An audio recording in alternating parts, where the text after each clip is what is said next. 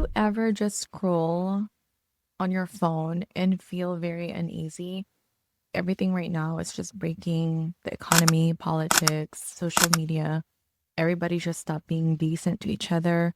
And yeah, like this video is definitely not like my other videos. It's really more of just a sit down and chat because if you're like me or feeling pretty overwhelmed with the current things that's happening right now. And yeah, you're not alone. After I get off work, I feel that every time I go to sleep, I'm just doom scrolling on my phone and I see headlines about inflation, layoffs, the global tension, politics, and it's just, I really think, am I going crazy or like what is happening right now? The world just feels very different right now. So, in today's video, I really want to talk to you about how you can stay financially and mentally grounded when the world feels very unstable. I think this is a very timely topic because I'm pretty sure I'm not the only one who's feeling this way. And I was browsing through my YouTube videos and I saw a video by Andre Jick about the fall of the US empire. And I got into the rabbit hole of reading about geopolitics and history in general. And I came across the concept of the fourth turning. And it has helped me really understand what's happening right now in the US, even all over the world, and it has helped me stay grounded while everything else feels like it's falling apart. In this video, we're really going to go unpack what the fourth turning is, what it means, how it shows up in your life as a nurse, in our economy, and why social media feels very divisive right now, and what we can do, and really what you can do to protect your mental and financial health throughout all of this chaos. So let's start with the basics. What is fourth turning? And the fourth turning really comes from a 1997 book by historians William Strauss and Neil Howe. So the theory is that the history moves in 80 to 100 years like seasons. And just like our current season right now, we're in fall, we're in the three-fourth part of that season. So there are four seasons for every part of history. The first one is the high, which is the springtime. This is a time of rebuilding and stability after a crisis. So you can see this like after the World War II. And then the second season is summer, and this is the awakening. This is the part where people start to really challenge the system and seek meaning with what's happening around them. Third season is the fall. This is when the institution starts to weaken, individualism rises, and then trust erodes in the government. And then lastly, winter. This is where everything boils over. So this is where conflict arises, economic distress. This is where massive changes happens. And these seasons or these turnings, they last about 20 to 25 years. Now, according to those historians who wrote the book, the last major fourth turning was during the Great Depression or World War II back in 1929 to 1945. Before that, you know what happened? It was the American Revolution, it was Civil War. And right now, what's happening to us right now, why everything feels like it's breaking apart, according to historians in that book, is that we are in that fourth turning. And it all started in 2008 to the mid 2030s. So, in other words, like we're really living through the last phase or cycle of this whole seasonal change in history. And in time of instability, I guess one comfort thing that we can think about this is that this is also going to be transformational. I don't know if you know who Ray Dalio is. I was also listening to a podcast of him talking in the Diary of a CEO, and he is one of the largest hedge fund managers. And he described where we're at right now as a changing world order. And he argues that every empire, including the US, even though like you have gone through a really good phase in your economy, in your systems, they go through like a decline phase as well before a new order begins. I would love to talk to intellectuals about politics and about what's happening right now and have that discourse. Yeah, it was really interesting because he also mentioned that the US empire is deemed and doomed to fall in the next coming years. Yeah, it is scary and probably feels very chaotic, but I always say that things are only fearful. Like, I only get fearful and scared or feel like helpless if I don't know what I'm dealing with. So, being educated about this and really looking at it from different perspectives can help this helplessness. But anyway, so how does the fourth turning show up in real life? Because as middle class citizens and as working individuals, as nurses, you can actually probably feel this already in your life, especially if you live in states where nurses are not paid as good as in California, for example. This is something that is probably affecting you directly or indirectly, but I know you know that you are feeling the changes that has been happening right now in the world. Economically, inflation has hit 40-year high in 2022, and home prices has more than doubled in the last decade, while wages have only grown 4% per year. This means that if you are getting salary increases in your jobs as nurses, which is like around 2 to 3% increase per year, you're really working harder for less purchasing power. Like, inflation is crazy. And this is why I always tell nurses to invest. That's the only way you can fight inflation back. Socially as well, I think the trust right now in the government, in social media, even like in healthcare, is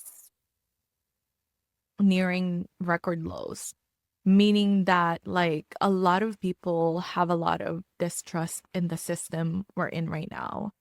And in the 1970s, around 70% of Americans trusted the government, and today it's under 20%. I'm going to put like the links of where I'm getting this statistics from, but I try to be as factual and as objective with my video as much as I can, because that is one other problem with social media and also the things that we consume is that a lot of it is very subjective, and I cannot blame people for being subjective, but as someone who is making content online, I think it is my duty to be very objective when I'm talking about these points and not just look at it from my perspective, but also look at the truth, the facts, the data. Yeah. And also politically, I think that this fourth turning really shows up more so in politics more than anything. I was like watching a video that the US is more polarized now than any time since the 1860s. Like, it's weird. We're so divisive. Like, I can really see how separate is the Republicans are from the Democrats and vice versa. And I feel like we're really losing that discourse or that meeting in the middle way of going about with things. And it's really disheartening. And I know for sure that I'm going to be very transparent as well, that sometimes I tend to hang out with people who have the same values as me. And that's how it should be. But at the same time, it also feels counterproductive to be in an echo chamber where you're just hearing things that you agree with. I think like cognitive bias is very real. And yeah, like it's not just me. And this is something that I have to be constantly be self-aware of. But yeah, it's very divisive right now. So the loss of trust and stability is exactly where that foreturning describes, like that book where old systems really are breaking down because something new needs to take shape. And I feel that there are a lot of reasons why this is happening, why we feel so divided, and why it's so different now than the days or times before. And I think that a lot of it has to do with how social media plays a big part with how news is portrayed, or like how we consume the news.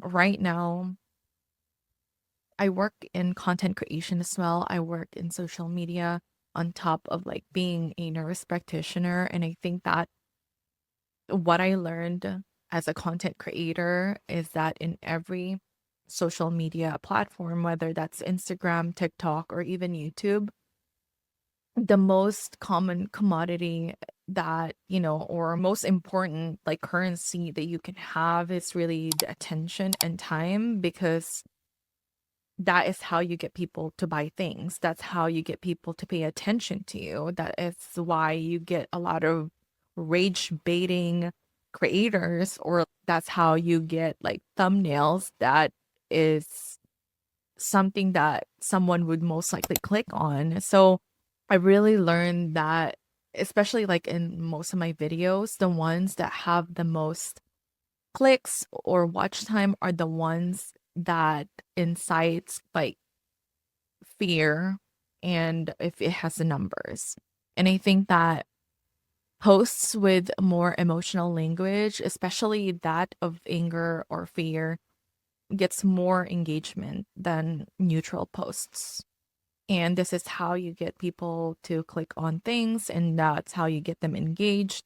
This is why, really, like, we feel like we're in an echo chamber most of the time, because the algorithm really works in a way where you click on something you like and you keep on getting content of the things that you like, which makes sense, right? Like, I wouldn't be wanting scrolling on social media looking at things I do not like. But this is why everything feels like everyone is fighting, why we're so divisive. And I think that a lot of this is not really random.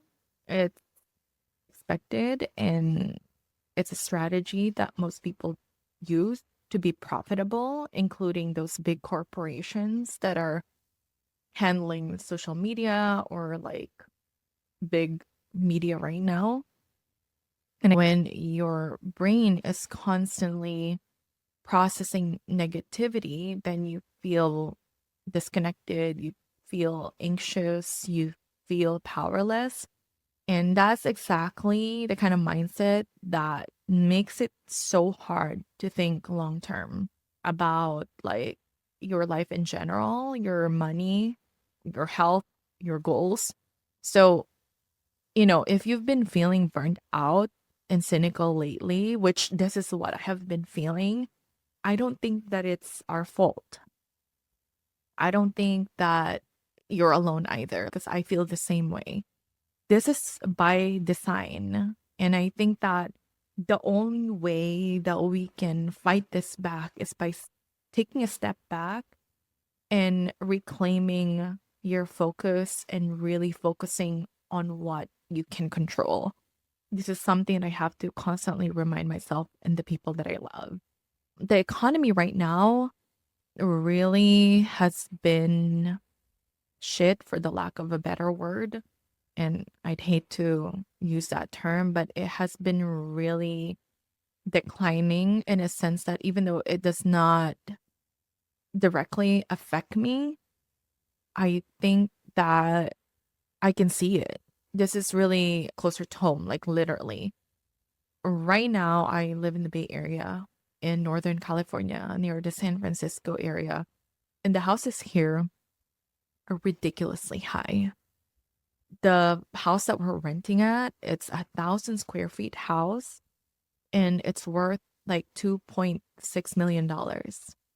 That is something that I personally could not afford, in a sense, right now, with the salary that I'm making as a nurse practitioner. And it really sucks. This house that I'm talking about, what we're staying at, it was actually bought by the owners back in the 1970s for $42,000. Imagine that. Now it's $2.6 million. Dollars. The average US home now costs $430,000, which is up 45% from just 5 years ago. And rent has jumped about 30% around the same period. Meanwhile, our salary, even as nurses, has not really increased nearly enough to really keep up with that cost of living. And a lot of older people always pushes us to own a house, buy a house, because that is the American dream. However, that is not something that is doable nowadays. And I feel like living in a time right now is like working individuals and professionals as nurses. This feels like we're just constantly running on a treadmill, like for reals. Like it's tiring. Like we're always told that we need to work hard, save money, buy a house, retire when you're 60. But that math doesn't add up anymore in our economy. Like what I said, the housing prices are going up like crazy. Inflation and even student loan debt, which I'm so thankful that I don't have anymore because I have tried to pay it off as soon as I can. It really turned the whole American dream into something that is a luxury, like something that people are starting to really lose faith into achieving just because it's so hard to do now. And this is not me playing the victim mentality. This is just me talking about the system that is really preventing us from being able to really succeed. It's just difficult and it it's hard. So that's why I want you to step back and really reclaim your focus and focus on what you can control. Because if you do understand the whole cycle, this fourth turning cycle, how history happens, like what is in front of us right now, I think we can plan a little bit differently. So instead of fighting the system, which we should be fighting it, at the same time, we have to also position ourselves through it. So, what does this mean for you and how you can really stay grounded and feel like you're not going crazy, like in this certain times? The good news is that every crisis eventually leads to renewal. And I always say this, like I have a little saying down there that the best is yet to come. And I think that having this mindset has really helped me become successful in my career and in life in general because you have to really be hopeful because I think that's the only thing that's going to get us through this whole thing. And here are some strategies that I personally live by in order for me to get through this whole thing that's going on in our economy, in our world right now. Number one is protect your attention. And this is the reason why I deleted some social medias on my phone. I took out X. I also deactivated my Facebook from my phone. So if I do use Facebook, it's just through my desktop, but on my phone, like I took out Facebook. I still have Messenger because that's how I connect with my families. But I think that if an app or an headline is making you angry, but changing nothing about your life, like it's really stealing your focus. I really am trying so hard not to doom scroll through something that will not really benefit me. So instead of like doom scrolling, I try to really read more books and I walk a lot and I am trying other hobbies. That way, like you don't feel very helpless just going through headline after headline. I really think that you need to protect your mental health and delete some of those social media apps that is just stealing your focus. Second thing I think that we're missing now and we're really losing is that real connection with your community. And I believe that the antidote to division is community. It's very difficult talking to an echo chamber, but at the same time, if you want to be a part of the community, it's also good to talk to your coworkers, join local groups. Do not let the algorithm dictate who your people are, because you have to do this physically in real time. A lot of times, like, we say so many things online that something that we won't ever tell an actual person. This is why it's so easy to see a lot of hate online, because these are things that people won't normally tell someone in front of them in real life. So talk to actual people. I'm an introvert, but there's there will come a time where you need to physically be around other people. And I think that's what really community is, being with people, talking to people. Number 3 is investing in yourself and your money. And during every fourth turning, wealth did not disappear. It just transferred from people who are unprepared to those who are prepared, from consumers to owners.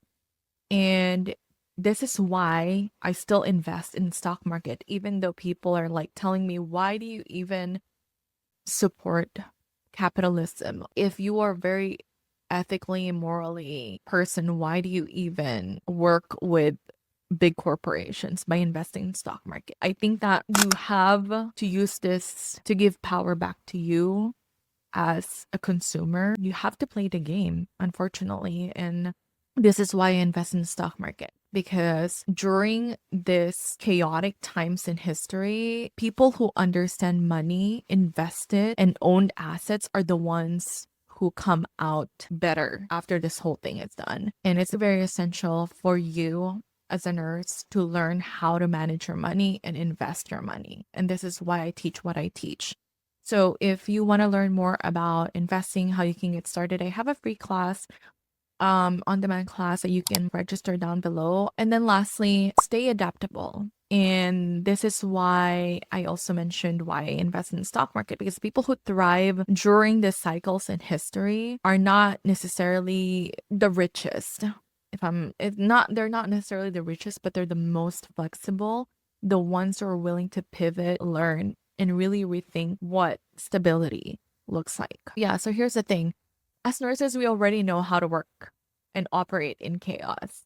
Like, especially if you worked in a busy hospital, you work with really sick patients, like you have handled code blues, you have handled the pandemic, night shifts. And I think that the biggest superpower we have as nurses is that we can stay calm when everything is on fire. And right now, that is exactly what it feels like outside your work, or what it feels like with what's happening in the world. It feels like everything is on fire. The energy that the world needs right now is the one where you can stay grounded, rational, hopeful, so you can take care of yourself and other people around you. So, this is the same skills that you use at bedside, like critical thinking, compassion, patience. And these are the same traits that you need to navigate this financial and social uncertainty. Yeah. I know this is a very long video, and I'll probably upload this in my podcast as well. But yes, the world feels very certain right now, but it doesn't mean that you have to be uncertain. I think that we have to constantly focus on the things that we can control. And although you cannot really control what happens in the stock market with inflation, what's happening in the government, you can control your habits, your mindset, your money right now. And if you can vote, vote. Yeah, so I hope that, this video is valuable for you and give you some peace of mind in this crazy times. The fourth turning will pass. Every winter passes. The habits that you build now will really define your future. So make sure that you're ready to turn your uncertainty into opportunity. But yeah, I will see you in the next video. And I hope that you'll walk away with some clarity and confidence in the peace of knowing that you're actually have some control right now. And you can change your future with those little things that you can control. So yeah, stay grounded, stay informed, and I will see you in the next video.